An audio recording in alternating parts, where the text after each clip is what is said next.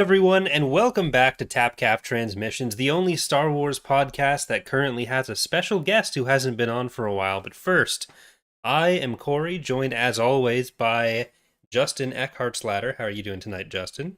I think there's plenty of Star Wars podcasts which have had, missing time with their favorite guest, Facts and Logic. Yeah, when is the Andrew Tate episode? Oh my god. Yeah, is he back on Twitter yet? Did he get banned from Twitter? I don't know.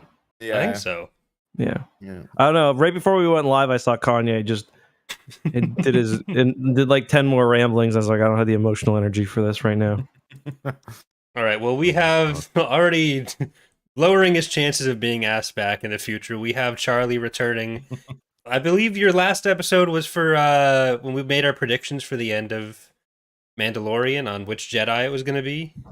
Yeah, you know what it was? Did I say we'll talk about it. Off. You said Cal Kestis, I think. Yeah. To be fair, at the time, it was the only Jedi you knew of, even though you had not actually finished. You had not actually finished Fallen Order yet, which I'm still not convinced you have.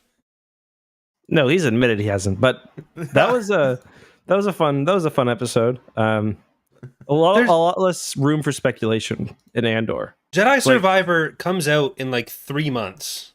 Is it that soon? Or 4 months, maybe. But you don't have are you going to finish Fallen Order? Yes, Charlie? yes. You're gonna finish the video? Yes. No. Not the video. No. Not the video. No. No. The shovel's back there for where I buried it. So yeah. You say that, but there's no shovel yet. It's just a list where you're saying buy shovel. I'm working. Even though you've told Justin you've had this shovel. Part 2. I'm paying someone to do it, and I'm going to claim SSD it Rampage. Yeah, fucking hell. They're all uploaded on X2, just not posted, not set to public. Promise, I swear. Don't check, Justin, but there is. Oh, you know what happened last night? Actually, I was doing a clip. So for those who don't know, if you've only listened to the podcast, you might not be familiar. Charlie runs a couple of channels with me and Corey. We all kind of contribute on the X2 channel. And we all kind of collaborate. And then Charlie also runs the X Clips channel and his own channel, The Family Bovine and Bovine Clips. And so if you're not understanding, that's kind of, we work together aside from being friends. So, well, to be fair, so yes, I only ever made one video for X2. Like, I was never really a full partner in that. But this year, that's about equal to you guys. So, I've probably, yeah, that's probably true. I'm actually over it. All right, well, today we're going to be talking about Andor, kind of getting Charlie's full thoughts on the season, focusing a bit more on episode 9 for us. But any other news we want to go into before talking Andor? I will say this isn't news, but this is what I was going to mention. I fully edited a clip yesterday, took the whole 40 minutes, and saw that Charlie had uploaded basically the exact same one. And I didn't even notice. I knew that was gonna happen. That happened to me with you at one point as well, and I had to ditch the whole fucking video. I'm gonna put it up as a short today, I think. What was the same topic? It was the Leia one, the scene from this episode we're about to talk about. Right, yeah. Have you guys considered maybe like coordinating a little, mentioning what you're working on? We don't communicate at all what we're working on. No, I hadn't messaged him in 5 days. Yeah, I've been fucking in one for the past 5 days. So Charlie's just been we've both been nose down. So yeah. Well, I guess podcast news wise, we're going to be talking about Andor this week. Next week there will almost certainly not be an episode. Because the three of us are going to be in the same room instead. There's like a 2% chance we get drunk, and then I pull up my phone and say, "Hey, Corey, say something." I'm going to be coming over on Wednesday afternoon, which means I basically need to bring my laptop with me and a microphone so that I can do videos on Andor and have something for the week. If I'm in my hotel room with a microphone, there's like, if we decide we want to talk about something, especially when Andor comes out. Yeah. Okay. But I kind of figured I wouldn't be seeing you much on Wednesday because it sounded to me like you were going to need time to recuperate after traveling. It depends on whether I sleep before going on the plane or I fly there and then sleep. because my flight is at like 8 a.m. So You arrive midday. I arrive in the morning on Thursday, so I'm just gonna do what you guys do on the day. Yeah, that makes sense. There was the news that the Black Series figurines are based on the Knights of the Old Republic remake designs for Bastila and Malik. So yeah, did you see that, Charlie? Because that happened at MCM. I think Charlie even did a video. I made a shot on it. Oh, did you see it in person when you were there? No, but I knew where it was. Dude, I went to HalCon. So fucking shitty. Part of the reason was, I didn't expect it to be... So I got the kids all day, right? So I don't usually do stuff before, 6:30, 7. So I didn't expect everything to be done by 7. I get there, I show up. It's almost completely like empty because the first night they closed like the main concourse down with all the stalls and stuff at 6:00 p.m. I've never been to a convention before, but that seems really early to me. 6:00 on Friday. MCM shuts at 5. Really? Okay. So I guess it's just me not knowing. But anyway, I get there. All I see, just standing there on the escalator coming down, 2 fucking fully dressed up furries. Nobody else, like within 10 meters. I walk in. I was like, what the fuck am I doing? So I walk in. I go to the coat check. I'd actually paid extra for like one of the fast pass things. Because I forgot to do the media pass application. And yeah, so I got my badge and stuff. I walk around. There were still a few because it was in the Halifax Convention Center. There were a few levels of activities, but it was all I just wasn't interested. And I showed up too late. I couldn't find any parties, so I literally just hopped on the ferry and went to a bar and grabbed a few beers and went home. It was really sad. Bro, I feel you on that. I've had a similar experience going on my own at London Comic Con. It's ass on your own. Really ass. Well, my plan was to find somebody that I knew, right? Or find someone who knew me and then find where the party was. Because there were after parties and stuff I could have probably found, but I don't know. At that point, I was not into it. Yeah. I don't go for the event stuff anymore. It's a bit ass. I mean, originally our plan was that Charlie and I would be going for Halifax Comic Con, but is it just HalCon or is it Halifax Comic Con? It is HalCon, yeah. Okay, HalCon. So luckily we didn't do that because Dana had a work trip 2 weeks ago, and she's going on another one, or not a work trip, sorry. But she came back and had COVID, so had we stuck with that plan, I probably would have had to cancel. So, yeah, maybe I think it could have been fun if I'd been the whole time. So maybe we look at it, or we go to London Comic Con or something some year. But yeah, well, next year, Star Wars Celebrations in London, but I'm not going to be going for that. Tickets sold out. I'm not going to be going for that. Well, so upset with that. No, it's just the way you said it. It was really funny. Yeah. The subtext was what Charlie said. No, I'm too good for celebration. I'm not going to be going to that. It's gross. But yeah, let's. Is there any more Star Wars news that you mentioned or that you saw? Did you have any thoughts on the figurines? I mean, it's Malik and Bastila. They kind of look like I expected them. Malik looked a bit more bulky than I thought, but.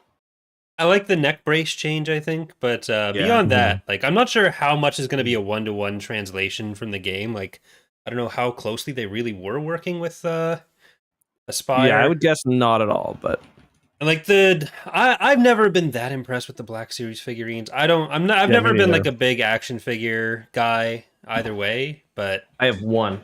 We'll see. It's right here. I got Chopper. Yeah, and then I had a Cal Kestis I got when I went to do a review of Jedi Fallen Order, and Imogen took it the other day and tossed it off my desk, and now I've got somewhere on the floor. What's the droid? Oh, here he is. The droid snapped off, so he's just brilliant. So Charlie, Cal Kestis is the character from Jedi Fallen Order, and the droid is named BD1. It's also from Jedi Fallen Order. You wouldn't know. Who? Oh, okay. Before we get into the episode, did you guys do anything for Halloween? Because it is our, post-Halloween episode. I think I hid in my basement and streamed Victoria 3. Did you give out treats or anything? We had treats, but I don't think I don't know if people didn't come to our house or if they used our doorbell, which doesn't work, and we just never noticed. So we got to eat all our candy. Dude, sorry, go ahead, Charlie. No. I asked you guys.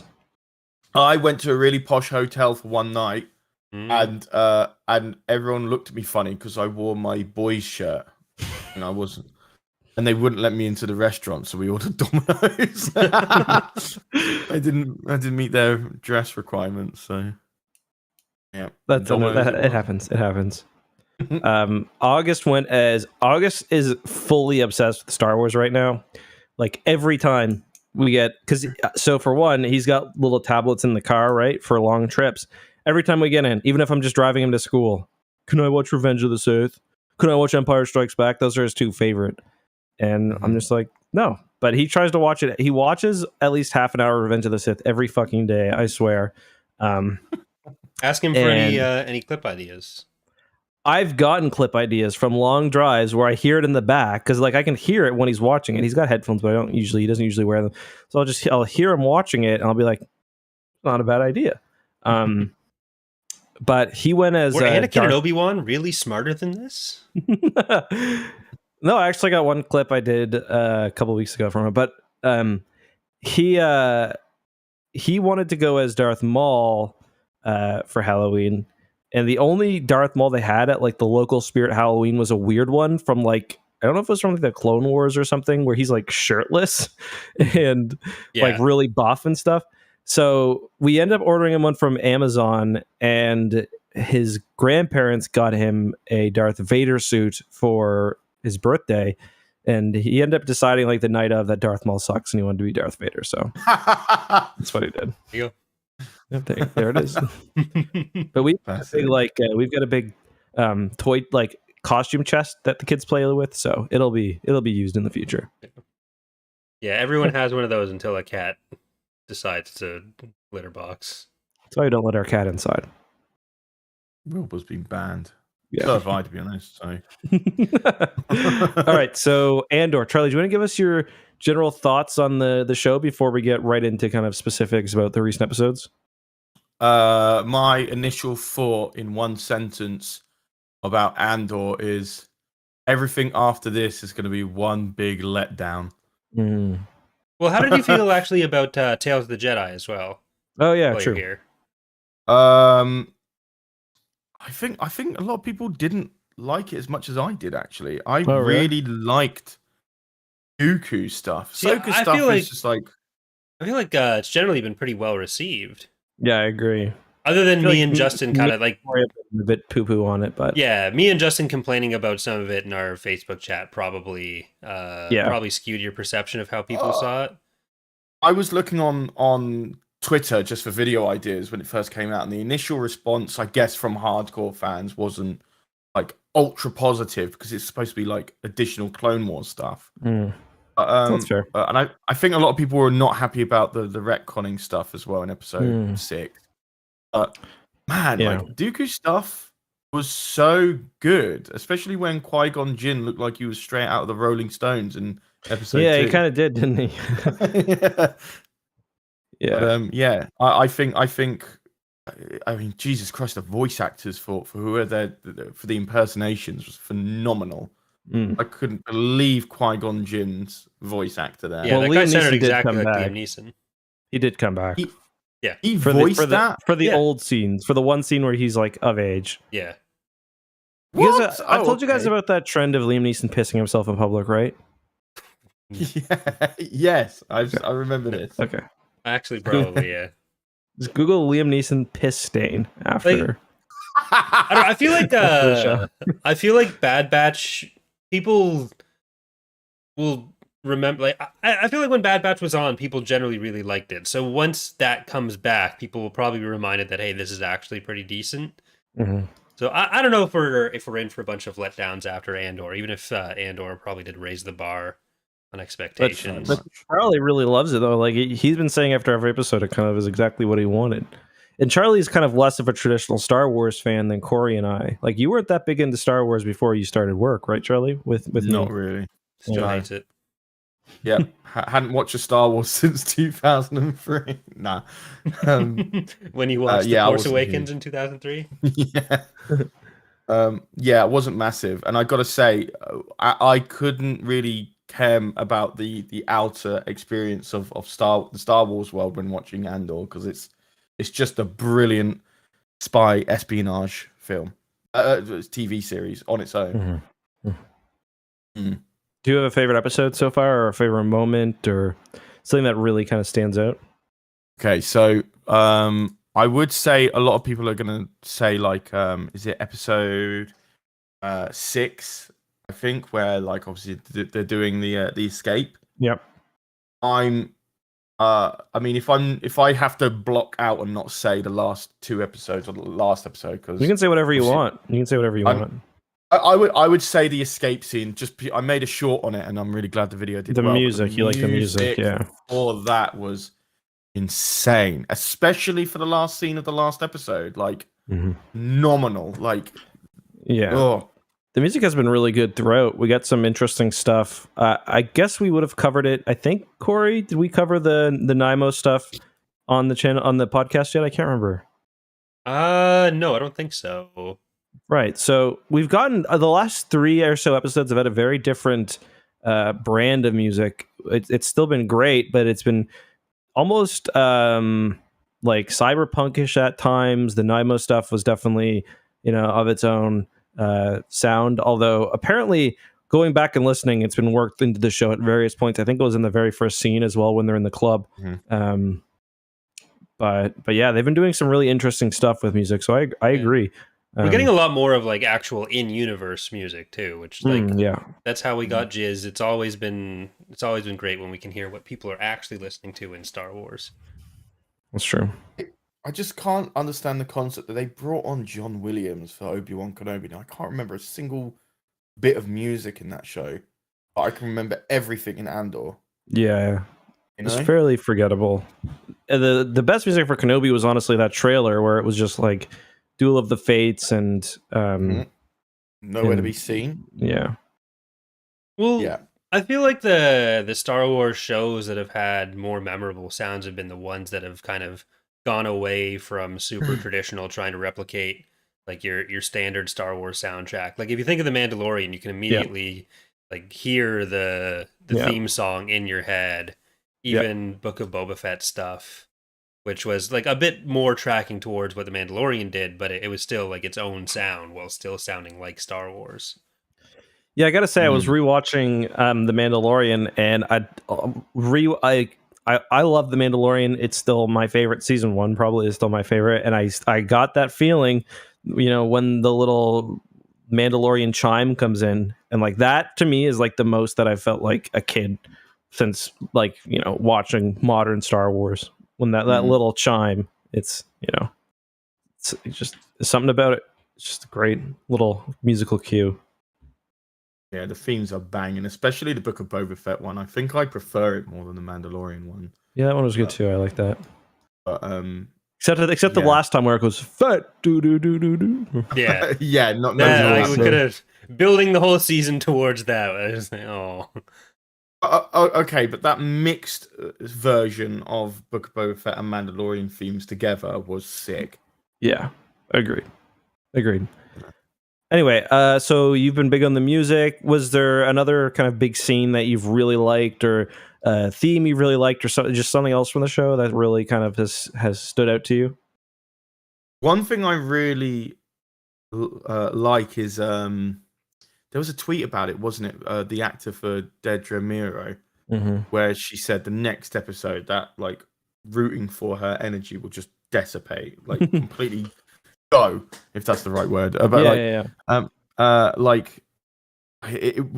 actually happened. You're like rooting for her as she was the underdog, and now you just know, oh my god, she's absolute evil incarnate. It's great to see that, and I want to make a short on that too, actually. Yeah, that's been really good. I'm glad that they, it's always tempting to throw the redeemed Imperial arc into anything when a character is well acted and people like them. But with her, that she's just unapologetically evil, and like you do kind of like root for her in like a Walter White sort of way, where like she's very competent, and and you get so many scenes from her perspective that like it's hard not to see her a little bit as like an anti-hero. But then you're right, the recent episodes she's just been like totally evil, and I mean everyone loves Bix, and she did Bix dirty, so at this point yeah. And plus Cyril as well. I was wondering, when we probably talked about this a little last time, I was wondering whether Cyril was going to have, I didn't think he was getting a redemption arc, but I kind of thought that maybe his experience in kind of Imperial Center, like on Coruscant, maybe that would change a bit, where he saw like, okay, this is actually corrupt as fuck, and they're doing all these things that aren't actually that cool with like, increasing people's prison sentences. But no, he turns out he's totally cool with that, and is even weirder than Dedra. So yeah, that's a good point. You go, Corey. The best kind of outcome that you could expect for both of them is like they realize that the system that they're serving is corrupt, but they're still entirely in alignment with the actual goals of it. Like, they're the kind of Imperials that wouldn't go from the Empire to the Rebellion. They're going from the Empire to like the fucking First Order or some shit. Yeah, I think Cyril at a point like could have been like, I think he had enough going on fucked up in his life between like his mom and his if he had been in it for a young age, I think he had a bit of plausible deniability where Andor did kill 2 people, and it is kind of fucked up that no one cared. So I think there was a point where maybe he could have realized the error of his ways. Obviously they didn't go that direction though. I think he's a black sheep, really. Like, I don't know where they're going to take him at this moment compared to all the other characters. Like, we thought he was going to get a redemption after episode 3. That didn't happen. And we thought he was going to start teaming up with Dedra Miro, and that was hinted at a little bit, and then it looks like it's not really happening, at least yet. I think it's going to happen in some way, but maybe not. They might go the insane route, because he was obviously really creepy then. Yeah, he needs a restraining order. Is it possible they do go like the school shooter route with him? Like, and just have him fucking completely break down? I think so. Like, I think that's he going. Looks insane. He looks absolutely insane. He's going to be going to hunt Cassian on his own or something. He's going to be denied the resources of the ISB. The establishment that he thinks he's serving is not going to respond well to him, and he's going to try to take it into its own hands. But like, he was also completely unwilling to listen to, as much as his boss wasn't doing anything about catching Andor, he was also ignoring the fact that like his boss laid out exactly what did happen, of like, you don't want to investigate this because it's not going to end up the way you think it is. Like, part of the corruption there wasn't just, we're not investigating this murder. It was our fault the murder fucking happened in the first place too. And Cyril kind of ignores all of that. Yeah. I would love to see him go insane, hunt for Andor himself, and Andor ruthlessly kills him, because that's just going to tangle up everything. I think it'd be hilarious if like he was just randomly shot. Like, Andor didn't even think twice about it. He's just like, he's been living his whole life for this moment, like tracking Andor down, and then he's just like a fucking random casualty. I can see that happen. Know who he is. yeah. That's the point. Too. That would be so good, because I love the blurring of the lines between Rebels and the Empire, especially when what's her name is now on the hunt to kill Andor. What, I forget the character's name. Dedra? The leader Bix? of the... No, not or Bix. Not Bix. I mean, Vel? Oh, Val. Yeah, Vel. Yeah. I mean, like, will there be some sort of questioning of like, this isn't what the Rebels are about, killing people that have insider knowledge? Like, I mean, it kind of is, because Cassian does that same thing at the start of Rogue One. There's that one guy who's injured, and Cassian just fucking shoots him so the stormtroopers don't interrogate him. Yeah. Didn't they mention that place too, Corey, in the recent episode? I thought the rings of... I didn't catch that. Yeah, I thought I did. The rings of tangerine oranges. Harry's chocolate orange. Yeah, yeah. Yeah, I don't know. What do you guys think is going to happen? Like, is Andor going to try to, or are they going to try to put a hit out on him? Is that something that's going to play out, or is that going to be a short-lived thing? I don't think that's gonna stick on him unless that's just like the immediate way that Vel dies. Because if we think that it's gonna end up with Cyril and Vel hunting for Andor, like next episode we have presumably the prison break. However, Andor gets out of the prison there, and then there's 2 episodes left.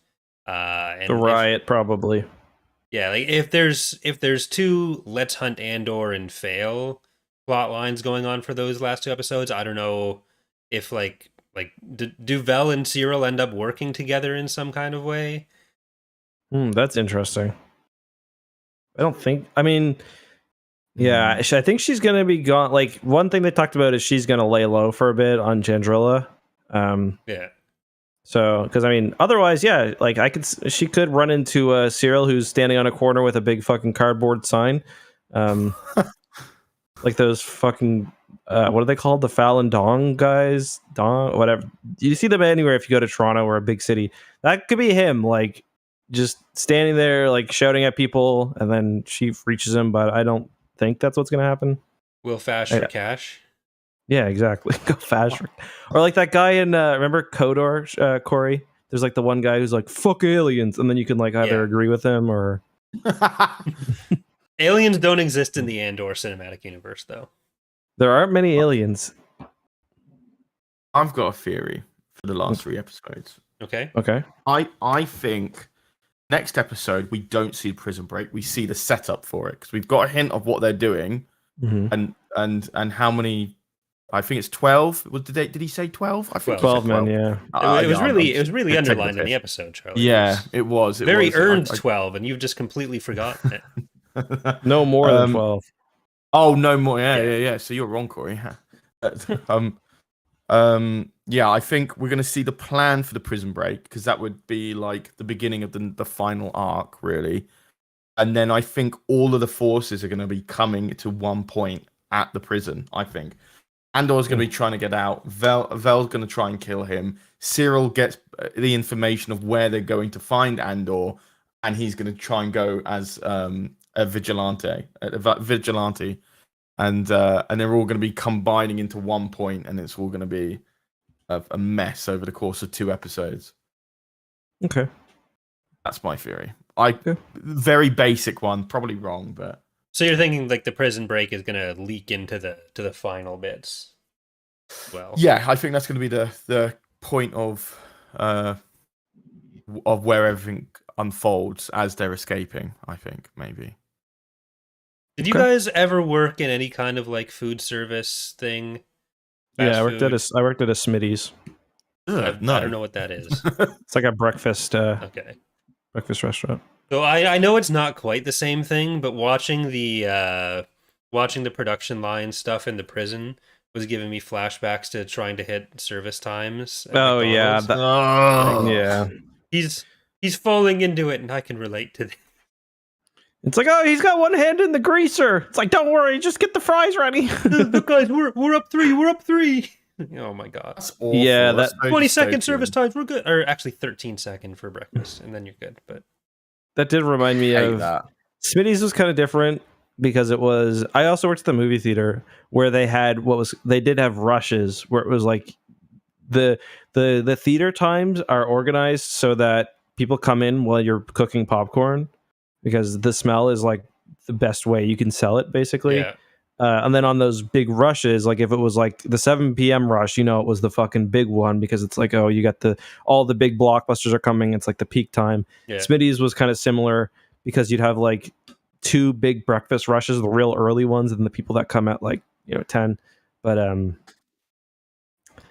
yeah, that definitely reminded me of that too. They did a really good job, I think. Showing how oppressive it was and showing how freaked out Cassian was to be in there. Yeah. Especially in the last episode 8. Well, they also made strokes canon, as we learned. Yeah. Yeah. I got to say, that final scene. My aunt's going to be so pleased.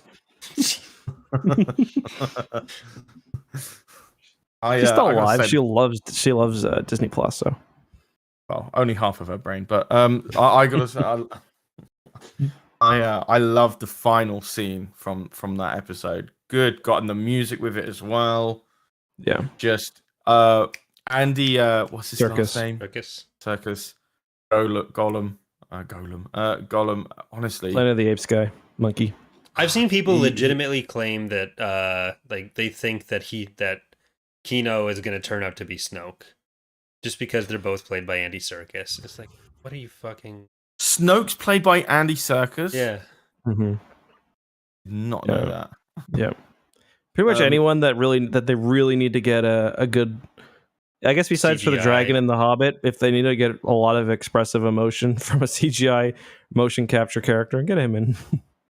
God, it's just he's such a great character because he's a level of authority that isn't Empire. So there's this weird like misunderstanding of who he might be or something like that. This is kind of sorry. No, go ahead. But just like, I mean, just to see him join the team and all that is just like, man, I'm so ready for that. Yeah, and I think the difference is you're right. He's not Empire, and he's also kind of like a little bit more of a benevolent authority. He's not, he's not an asshole to be an asshole. Like he's not punishing people because he wants to punish people. He can't really punish people. In fact, he's a hardo because he doesn't want the floor to get fucked. He wants everyone to get out. He's definitely looking out for himself too, but he's like, you see, especially in the recent episode, that he cares a lot. And I was kind of wondering, I was like, man, how much time has Andy Serkis wasted being behind a computer character when like his half of his acting was just like emoting in his face and like it was just I was quite impressed. Like you go, Corey. No, I was going to say something else. I was going to say the fact when he says you want to keep your men in line and you because there was two cuts, one before he said you want to keep your there's like two separate cuts of his face before the doctor said it and afterwards, and his face was completely different on the second shot. And it was like, what do you fucking mean keep my men in line? It's like, oh my fucking god, man. Tony Gilroy hired 109 British actors in Andor. 109, all with speaking roles. I believe it. I mean, that was like the original Star Wars. George Lucas had the decency to dub half them out. Decency. Wow. Like the thing with Kino is like a lot of the last few episodes have been showing how much of the Empire's power is less because like the Empire is just this one big thing that can exercise that power, and more how that pressure is applied in specific areas to make all these other groups that are kind of victims in themselves do that work for them. Yeah. So there was that with Kino. There was showing how all the rebel infighting is stopping them from getting anywhere, and they don't want to pop up too much between how Luthen's acting and how Saw was like refusing to work with the other list of other people that he didn't want to work with.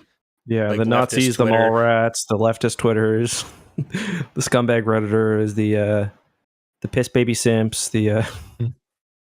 Sorry, I have to say, after watching episode 9, I'm loving it that much. Not only am I'm more frustrated with Star Wars fans for not watching this fucking show, I'm also more angry with wait, what am I angry with? Yeah, I'm more angry with the Jedi. I don't give a fuck about Jedis now because it was all the rebels were all put together by normal people, and the Jedis take all the credit. I have bad news about the Jedi in this period for you, Charlie. There's not too many left.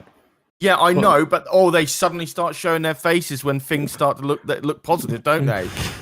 hello, I'm here. Like, hey, you're fucking 20 years late, you knobhead. Like, yeah. Well, they're not here, but like we know that in the background, Ahsoka's working with Bail, allegedly. although she's not she's not actually.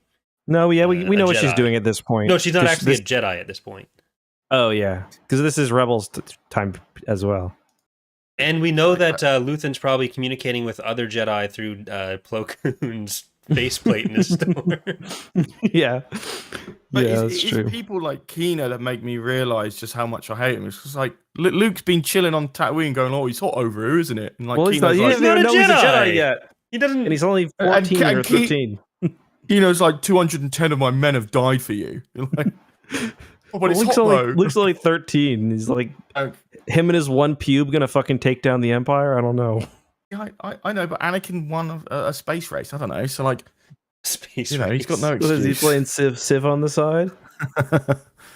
I find it that the rebels were built by people who don't People, have yeah. special magical powers, and then the people who do start popping up near the end, you know.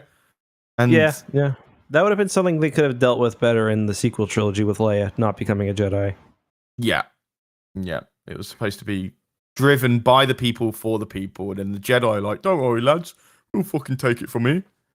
I mean, we've talked about it a lot with the new Jedi Order, but there's some sus Superman stuff going on in Star Wars in general with how the Jedi end up. But Yeah.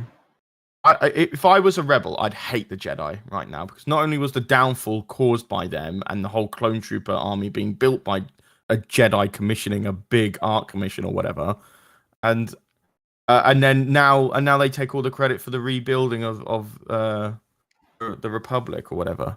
I mean, it was really only one Jedi though. Like, it was really only Luke. and to be fair, Obi-Wan. Sifo Dyas thought he was commissioning just his OC from the Kaminoans, but Make sure it's got a nice tail. Oh, I love Django, mate. but to get back to 10,000. so there was the chart of like Andor viewership, but that turned out to be much lower than what the actual numbers were. Did they put out an actual? No, like he never did for some reason, which is really dumb. So we don't know exactly what that looks like, and according to just what I saw of what he said afterwards, that it was much closer to some of the other shows than people were saying. Obviously, closer than that chart, which had it like literally no one was watching. Literally, it. like 2 orders of magnitude. Yeah. So there has been some numbers. There has been some numbers from Nelson.com where they actually look at minutes. Yeah, The Nielsen ratings. But the problem is with those is like Nielsen ratings are essentially just like surveys and stuff. Like, they used to use actual TV boxes, which is like, if you hear like a TV box, they literally hook it up to your TV. They'd record what you were watching and use that to like extrapolate data. I personally don't think Nielsen ratings are particularly useful when it comes to streaming services. Like, and you'll see like whatever a big show comes out, like with The Mandalorian, like there were I don't think it was Nielsen, but there were like analytic firms saying the Halo TV show was more popular than The Mandalorian, which is just like, it's just genuinely not possible. That's why what I do is I only because you look at the streaming section, I only like look at the originals and stuff like that. So, but yeah, it's Netflix is going to dominate that because it's much easier to install Netflix on a smart TV or whatever. Like, it's I more don't know commonly. if that's true now. I think most TVs have Disney Plus. Mine does anyway. Well, in that case, then it's like Andor is in 10th place for the week of October 3rd to 9th.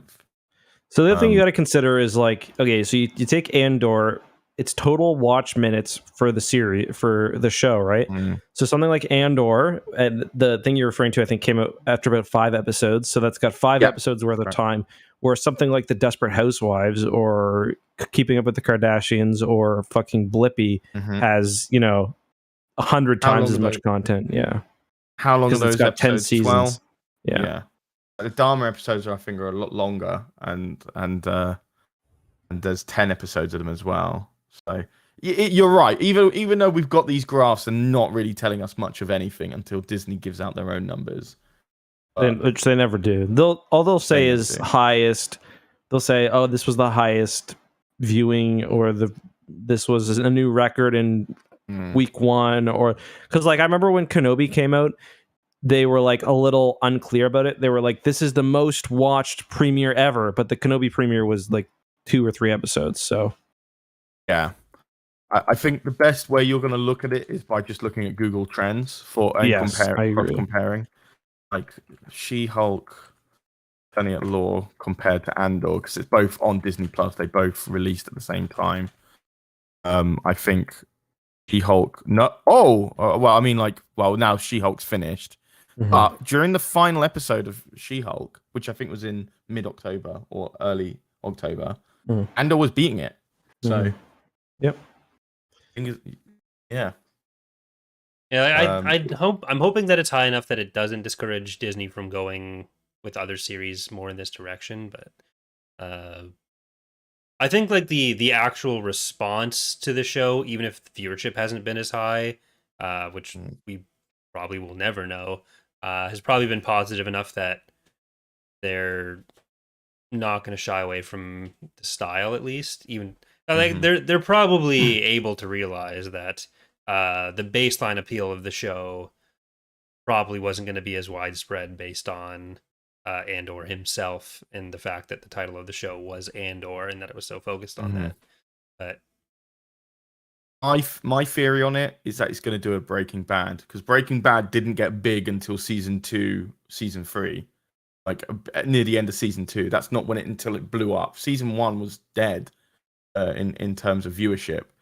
And I think that's what's going to happen to Andor. I think something's going to happen big in season 2, and it's going to blow everything up for season 1 as well. You know? Yeah. Hopefully, there's more widespread interest as time goes on. I Like, I think it'll definitely just age better than some of the other shows will. Yeah, and you know the thing about a streaming service is like once you get people on the platform, it's like, you know, it's not like a TV show where it's going to be broadcast once. You get the ads from it once. This is kind of a permanent part of their library. So Yeah. Which I think we talked about before. But what are your thoughts on episode 9? Because we've been talking around the subject. I haven't heard from you guys about the final episode. Corey? I think that so far the prison stuff, or at least the episodes with the prison stuff, have been my favorite arc so far.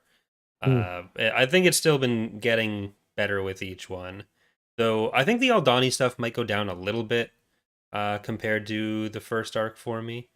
But yeah, I'm loving what they're doing with the prison stuff. I was thinking I'd probably get sick of it at the start of the last episode, seeing that like I saw that they were kind of showing Andor getting ingrained into the culture of let's make as many of the gubbins as we can, and I was kind of at first thinking like, oh, this is just going to be a whole episode of this, but then I was back on board within like 3 minutes. So. It would have been so much better if it was on Belsavis, though, right? I'm glad we went on the transport we did. I don't need more Belsavis. It's boring as fucking Tor. But it's cool in Children of the Jedi. Is it that cool anywhere? I guess it's very snowy, so it's cool. Frozen and then not frozen in the little crevices. Yeah, that is very crevasses. Cool. Yeah. But we didn't. This is basically Belsavis with water for the snow parts and metal for the other sinkholes. It's the same kind of style. Can I jump in on that opinion, Corey, for the prison stuff? Go for it. I know I'm cutting off Heck here. Sorry. No, I'm done. When he got caught, like put in prison and all that, and I was just like, 6 years. I was like, dude, that's kind of like a weird segue. He was just in Florida, just leave him alone or something like that. And I didn't know why it was just going in that direction. It was weird, right? Like it was just very abrupt, and it just happened all of a sudden. 6 year sentence, lol, because you look kind weird. of the point. Yeah. And then I thought that was a bit strange, but now after this, it all brings back to what Luthen said after the Aldani breakout. He says this is the plan. We're like the Empire are going to double down because of rebel activity. That's why they're not letting people out of the prison now. They're doubling down on building a work ethic or whatever. I don't know. They're doubling down, and it's suffering the people, and it's going to make them revolt more. And we see it in Kino. Luthen's plan has worked on Kino. He's now revolting against, the system. The prison stuff was always like they were always looking for that workforce. Kino was never getting out Like that part was always going to be similar, even if now they're expanding those measures. Like that workforce was there before, was going to be there regardless of what Luthen was doing, even if some elements are probably getting more strict for it. That's true, but I do think. But I mean, like the woman that was given the sentencing, saying, "Oh, it used to be a 6-month thing, now it's a 6-year." That's obviously because of Aldani, and now I do believe they were letting those prisoners out.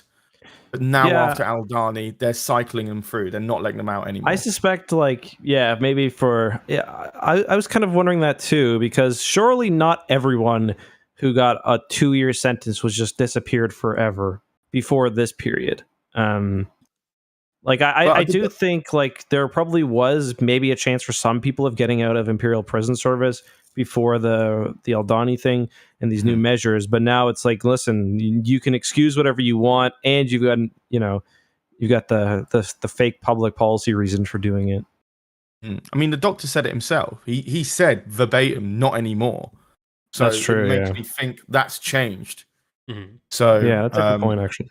And that's why I think Luthen's plan is now in action 2 episodes in, and we're going to start seeing those effects in season 2.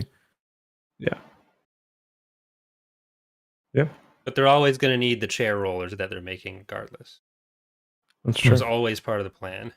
I kind of figured. What did you think those were, Corey and Charlie? I thought they were like chassis for probe droids. It doesn't look like that to me. Point. I think it's like I think part of the point is that it's something really unimportant that we're never going to know about. Like they're doing definitely. This. There's so many theories like, oh, are they working on the Death Star parts? Like, no, they're not fucking doing that. The whole thing is that it's supposed to be this kind of mundane, mindless evil that, like, they're not doing something super important. They're just slave labor to keep Imperial society going. Rotating grippers for TIE fighters. The grippers to hold the TIE fighters. Let them down, rotate, drop another one down. I don't know. Okay. The basis for the kind of desk that Cyril sits in his office. Could you imagine if you're right? Is that mundane? It's like one of those spinning tables you get on a really big dining table. It probably is something so like that. Move like, condiments. It's probably like one part of like. It's probably like the fucking housing for one thing on one like fucking sanitation vehicle. What they don't show you is that like they make them in that room and then the night shift disassembles them. So the parts that they're working on each day are literally the exact same ones, taking it apart and putting it back together. Could you oh my god, I think that is actually true. You've convinced me immediately. I think that's actually true. Corey, what did they call it in economics again? When it's like supply and what are the widgets and it's the widget and the if you've taken economics course, they always use like 3 things. It's like widgets and then whatever. These will be the widgets, I guess. Chat is talking about the lack of aliens in Andor, which is true. There was I made a short aliens on this and got absolutely fucking shit on in the comments. Like every comment is saying, did you ever watch Star Wars? There's no aliens in the Rebels in episode 4 and these plot lines wouldn't have aliens. And it was like, okay, but what I'm saying is when you're trying to do a show that's about oppression like this, it's a missed opportunity if you don't use the fact that there are aliens in Star Wars, and a big part of what the Empire was doing was very bad for the aliens. It's not that, there weren't aliens for 5 years in the Star Wars galaxy and then they came back later. Like, yes, the Empire is xenophobic, but we're not just seeing inside the Empire right now. We're seeing the results in the execution of the Empire's policies that would have included that kind of xenophobic stuff. So there was an opportunity to have at least some presence for the alien storylines.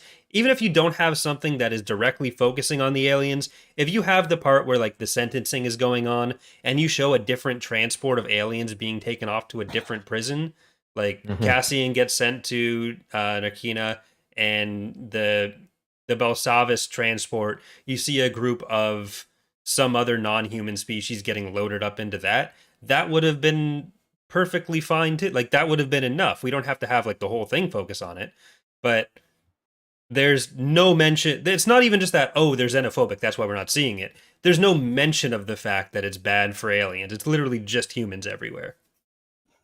So you're saying the Empire has either killed them or put them in cages and sent them off to the Outer Rim? The writers put them in cages.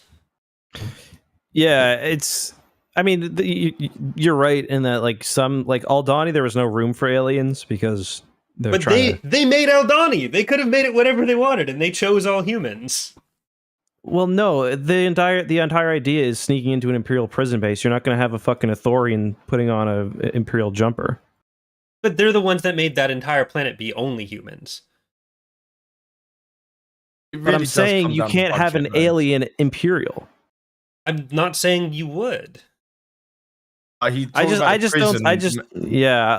know. I also don't agree with that complaint. Like, I feel like there have been enough aliens. There's been one with lines, and it's been comic relief. Yeah, that's fine with me. I don't know. I actually kind of agree that for me it's just more impactful with people. But I do think that there should be at some point a plot thread about how aliens are getting it bad. But I actually like the fact that Imperial tyranny at this point is just fucking wide and everyone is getting it. But I think it's a missed opportunity to show that element of it for a show that's trying to show these different angles of how it impacts people and how they respond to it.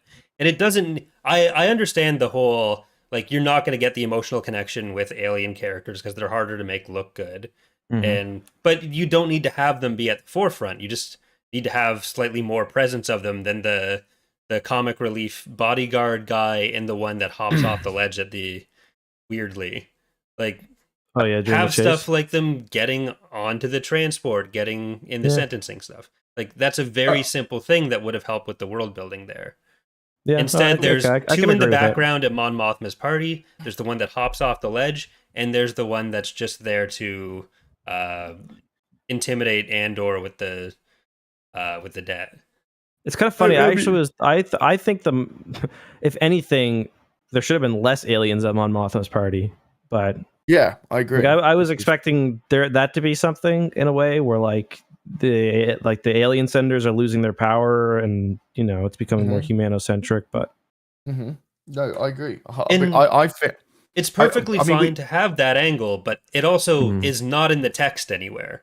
Like, it's very obviously just, we're not including the aliens in the story, so we're not including the aliens in the story. They're not mentioning the downsides for them at all. And it's so easy to throw in little elements of that. And obviously, I'm not saying that this ruins the show or anything. I just think it's one area that's a missed opportunity for them.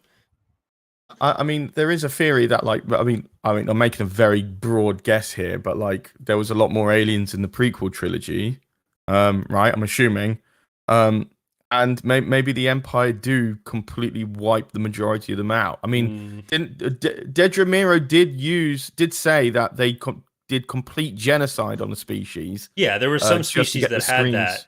But look at episode 6, where you end up with a much bigger amount of different aliens in the Rebel Alliance, and that comes down to practical effects more than anything. But it's not like the Empire just eliminated all the alien species in 20 years. That didn't happen. And it's not just about they joined the rebellion later, because we're not seeing the rebellion right now. We're seeing the Empire's impacts that lead to people wanting to rebel. Yeah. Maybe we're just too close to the inner what's it called? Inner rim? Yeah, maybe. Maybe because the planets are just too close to the inner rim, where there isn't going to be any aliens. Where they've been ousted to the outer rim, like Tatooine. But as Corey's saying, it's just a missed opportunity. I do see where you're coming from, and I agree in that it might have been, even if it wasn't played up like this, having Coruscant be a stark contrast where it is all humans are very clean or sterile, I guess, rather than clean, and lots of humans versus some of the other planets would have been interesting. But yeah, that's definitely something they should touch on. It almost feels like at this point a lot of the show is I was gonna say it almost seems like the show is kind of trying to tell the story explicitly just through what Cassian is seeing. But you're right that having separate alien, like a separate shittier alien transport would have worked.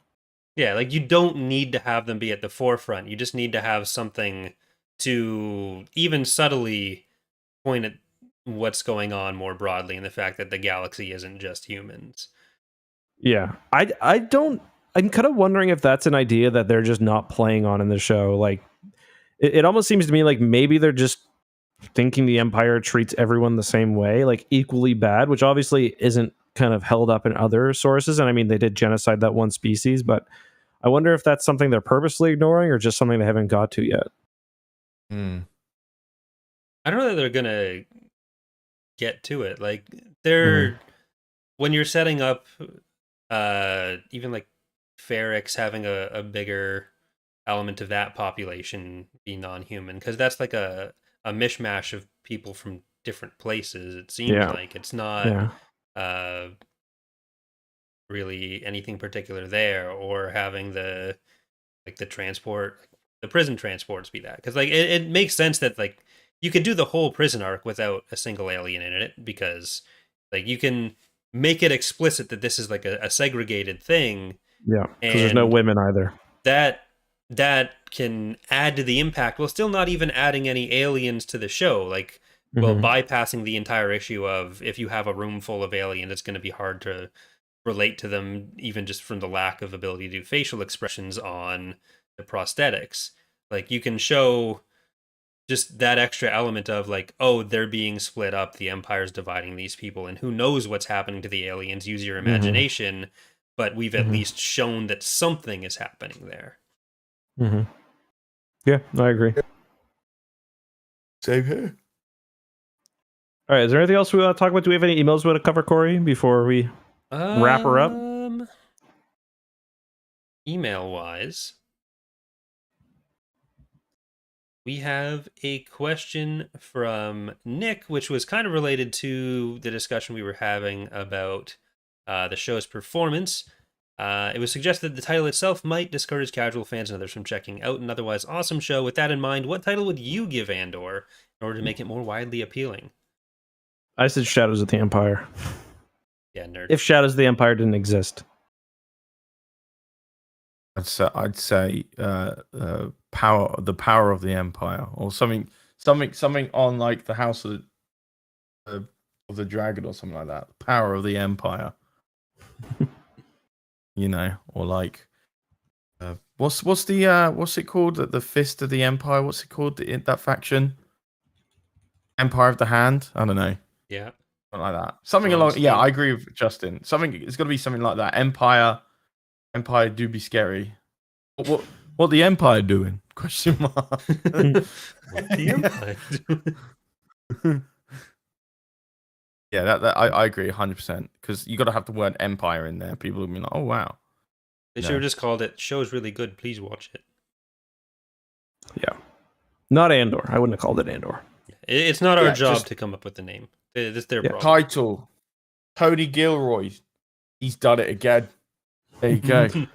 Easy peasy. Rogue 2. Rogue 0.5. Oh. Yeah, Rogue Zero would have actually not been bad. That would have been absolutely terrible. Rogue Zero. It's the prequel, guys. Oh man. Yeah. Andor is not the one. But they're doing it because it's like that's the same with what Marvel's doing. She-Hulk and Hawkeye and whatever. You know, like they're just following that trend, and I don't know if it's the best thing in the world. No, I don't think so. And the one time they do Rangers of the Heart. What was it? Rangers of the Republic. Rangers of the Republic. Yeah. The Republic. That title's ass. Like, well, the show's gone, so good. I don't even know what that would have been about. I don't want to know it. Cara Dune fighting against vaccine mandates.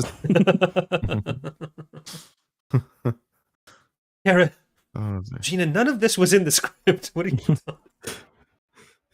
Oh you know what else wasn't in the script? Actually, no, I'm not even going to go there. Let's move on. Yeah, I was going to make a joke. I'm not. Let's move on. Yeah. Next question comes from Joel, who asked, "Do you think we'll ever get another show of the same caliber and sophistication as the writing in Andor?" Yeah, I think so. Hope so. Dave won't allow it. You see, like, I think in a way, now, like The Mandalorian, I love it. I think that it's as effective at what it's trying to do as Andor is at what it tries to do. It's completely different, and I wouldn't say sophisticated, obviously, but like it nails the serial Western action Star Wars feel. This nails what this is doing. So I think it's very possible that, for one, I do think a show will be as good as this. Whether they'll actually go as deep into kind of anti-Star Wars territories this is one, I don't know, but yeah. I'm kind of wondering if the Acolyte is going to end up being more in this vein. Yeah, that's a good point. I mean, same with Skeleton Crew too. Like that's the thing. It's like Mandalorian, Book of Boba Fett, Obi-Wan Kenobi. They're all made for children, and Andor isn't. Andor is not made for children at all. Yeah, we got to see people's butts. Almost. And yeah, they're using words that even I struggle with. I'm like, wow, is that real? What do you mean? Even you struggle with, Charlie?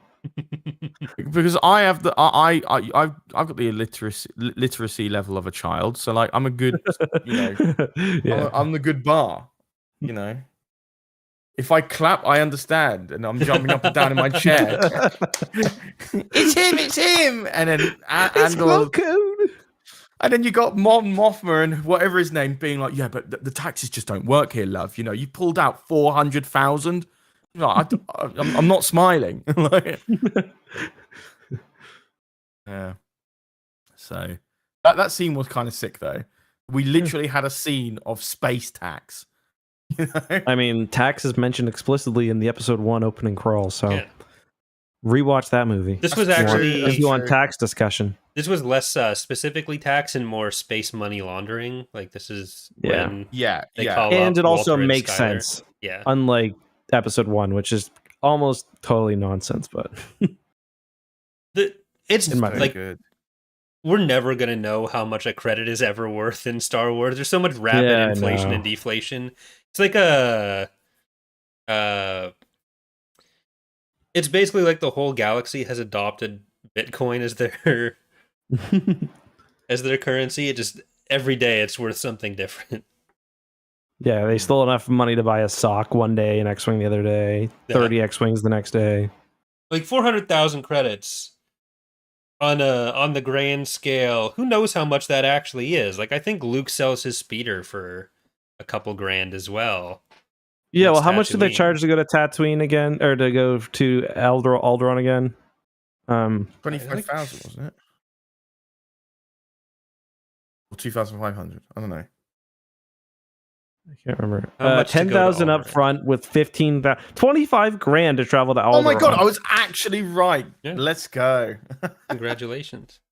Oh, that was an that is from General Kenobi, the fucking negotiator, as well. So that's entirely coming out of his fucking wages from slicing desert fish for 10 years as well. There's also that aspect of like, okay, you're going to get there untraced, because like I'm assuming the Empire is looking at every single bit of where you're traveling. Like, Obi-Wan had that money. Yeah, and Han didn't think it was weird. He thought he was getting a good deal, but like, yeah, I mean, like, so basically, the rebels stole $400 fucking dollars. Yeah, 400. Oh, the 80 million credits. Yeah. What was it? Oh, was it 80 million? Yeah, they paid 80 million. Okay. They got 80 million. Okay, I thought it was 800,000. I thought it was. You're actually joking me. You thought it was 800. It's all nonsense. Like, it's complete nonsense. They could call it 8 gajillion fucking naughty bucks, and like, who cares? It's supposed to be a lot. That's all I know. We're stealing the entire garrison's worth of Neopets bucks. Great. I hope you can get some fucking X-Wings for it. We're stealing all their store. They've locked down the store. All their Habbo Hotel Fernie will be ours. 800,000. Can't believe that. I mean, that would change the way you'd see the whole thing. It was Like 80 million is like not. It's like 100% of what 800,000 is, right? No, it ain't. No. 10%. Shut up. 80 million. No, 800,000 is 10% of 80 million. Am I, or is it 10% or 1%? I don't know. I'm not making quick math. Let's not worry about it. Yeah. All right, we actually had a pretty high concentration of emails about if or when we'd be getting to certain books in the last week. Don't ask us that. Yeah, so generally we don't have like a full schedule of what we're going to be doing long into the future. We basically decide a few episodes out at a time, if that. Ultimately, the goal is to get to everything and ideally get to them at times where it makes sense. So like Death Troopers was one we did get asked about, and hopefully at some point we'll do that around a Halloween episode. Obviously, we're not doing that this year because me and Eck were taking a little bit of time away from reading. We've forgotten how, so we're trying to reteach ourselves. But yeah, so if it's a Star Wars book, you can generally assume that we're getting to it sometime down the line, unless one of us dies or we cancel the show. But it's kind of hard for us to know exactly what or when. Because some of them we want to have guests on, and like with Lost Stars, we wanted to do that for a while, but we still need to work that out. Yeah, I fucking read it with Alex, but yeah. Yeah. The only one we can say with confidence is Dark Journey will probably happen in late November, early December. But that's about as far as our planning goes right now. Yep. But we didn't have too many questions that were directly related to Andor. Other than that, I'm not going to make Charlie sit through questions about Jedi Fallen Order because I know he hasn't played it. What? If you want to send in... What game? Pod Racer. Galactic Pod Racer. Star Wars Space Race. But if you want to send in a question for a future episode, you can send that into tapcaftransmissions@gmail.com. There is no E in Tapcaf. We've had one or two that have gone missing, and I haven't been able to find from people who said they sent in an email. So just make sure you're doing TAPCAF transmissions@gmail.com. And also leave a review on any platform that I just checked. No new ones. What the fuck is going on? Oh. Hold on one second. I'm going to get Murphy. What did he say? No new what? No new reviews. Because it's a podcast. People can review it. Oh my god. Like you did with the X2 podcast, where you'd leave fake reviews for our own podcast in the comments. Sell the podcast. Who could resist? that I really wanted to be the slogan for the X2 podcast. Hi Murphy. Oh my god. We're trying to do an outro here, and Justin took off his headphones and walked away, then subjected his dog to this nonsense. The dog started falling, and the dude just grabs his neck. And Look how sad he is. I didn't grab his neck. Look how sad he is about no reviews. Oh, I know. Did we read all the ones from last week, or did we say we'd leave some of them for this week? No, we read them all. We did actually read them all? Okay. You did grab his neck. I just watched the stream. So I definitely had another hand. I fucking pull him about his throat. You know one of those bracelets that you slap onto your hand and it automatically goes around your wrist. That was your hand around his neck. Okay, I'm not abusing my dog though. I just want to make that clear. No, yeah. I was not. You make it sound like I was pulling him up by the fucking throat. Come here, Murphy. For one, he's an 80-pound dog. He's heavy. Oh, dear. But yeah, Right, we were just talking about the fake podcast reviews for X Clips.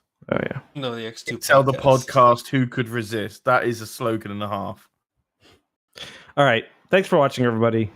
Next week, probably no episode. We might talk about Andor if we do have the hardware set up for it.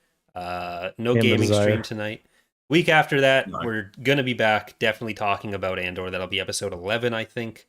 Unless something else more important than Andor comes up. I doubt it. We'd talk about that instead, though. So 2 weeks from now, definitely an episode. Next week, no episode. Make sure you write that into your schedules. Thank you all for listening. Thank you, Charlie, for joining us. No worries. Remember, buy Vite Ramen. the That's a good point. Massaman curry flavor You can't. It's sold out. when it comes Tough. back. I'm not worried.